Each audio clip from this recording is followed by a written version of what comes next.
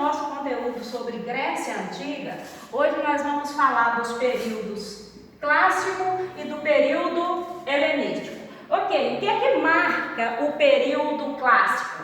O período clássico ele é marcado pelo surgimento e o fortalecimento da democracia e a expansão desse modelo democrático de Atenas para outras polis da Grécia Antiga.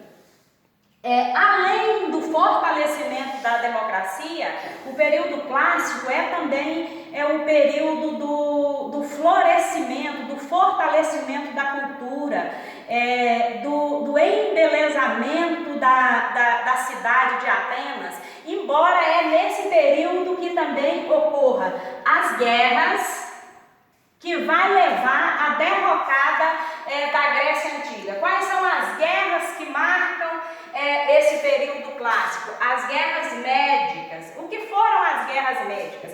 As guerras médicas são as guerras entre gregos e persas. Por que razão? Qual é o motivo para que persas e gregos entrem em conflito? O domínio do Mediterrâneo, das rotas de comércio e também o domínio de território. Lembrando que o Império Persa era o maior império da antiguidade até então. Então, os persas ambicionavam dominar, se apossar das rotas de comércio dos gregos.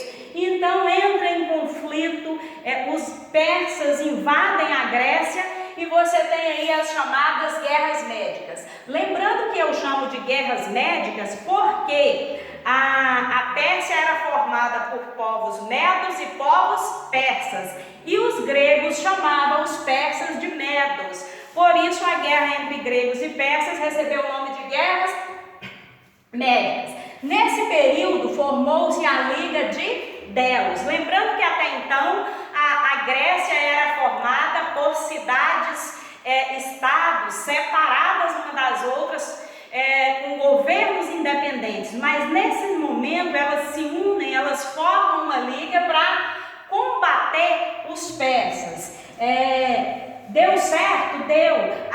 Os persas os gregos, conseguiram vencer os persas, embora a superioridade numérica dos persas fosse muito maior. Mas tem um fato bacana, curioso dessas guerras médicas, a chamada Batalha de Maratona,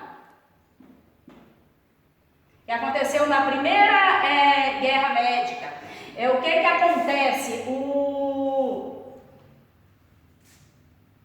O general ateniense enviou um mensageiro, quando conseguiram vencer a batalha, ele enviou um mensageiro de Maratona para Atenas para avisar, vai lá dar a notícia que deu bom, que a gente venceu. E nisso o cara, como se diz, a rocha corre durante o percurso de 42 km para chegar lá e dar a boa notícia. Reza a lenda que ele chegou lá e desmaiou, apagou. Daí surgiu o que nós temos hoje, a prova de... Nossa, que quadro feio! A prova de maratona, que é uma corrida de 42 quilômetros. Ok, vencida a guerra contra os persas, o que acontece? As cidades gregas, elas tiveram a brilhante ideia de manter essa Liga de Delos para ter fundos, digamos assim, para combater possíveis invasores, possíveis inimigos. Então cada cidade contribuía com uma parte que seria investido na aquisição de material bélico, de navios de guerra, no treinamento de soldados. Mas o que aconteceu? Essa Liga de Delos ficava sob o domínio de Atenas. O que Atenas fez? E você pensando que corrupção é coisa só de brasileiro, né? Embolsou a grana que era de todo mundo e investiu essa grana no embelezamento de Atenas. Atenas, nesse período, com dinheiro que era de todos, tornou-se a mais bela, a mais fantástica das cidades da Grécia Antiga.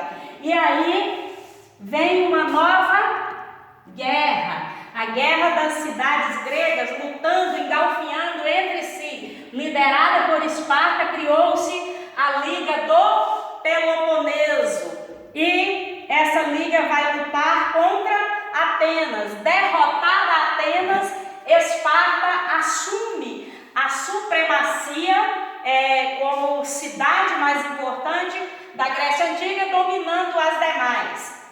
Acontece que estava todo mundo acostumado a ser livre e ninguém queria ser dominado, uma polis não queria ser dominada pela outra. Aí você continua as guerras e você tem a supremacia da cidade de Tebas, derrotando Esparta e a Liga do Peloponeso. Mas quando chega nesse ponto, as cidades gregas já estão debilitadas, enfraquecidas. E aí eu tenho a figura da chamada Macedônia, que era uma civilização que ficava lá no norte da Grécia e que inclusive era discriminada pelos gregos. Os gregos consideravam que era gentinha, um povo bárbaro. E aproveitando essa fragilidade dos gregos, Felipe II da Macedônia invade a Grécia. Tebas fica totalmente destruída, e aí eu tenho o início do período helenístico, com Felipe II, que posteriormente é assassinado e assume então seu filho famoso, Alexandre o Grande, que a gente chama também de Alexandre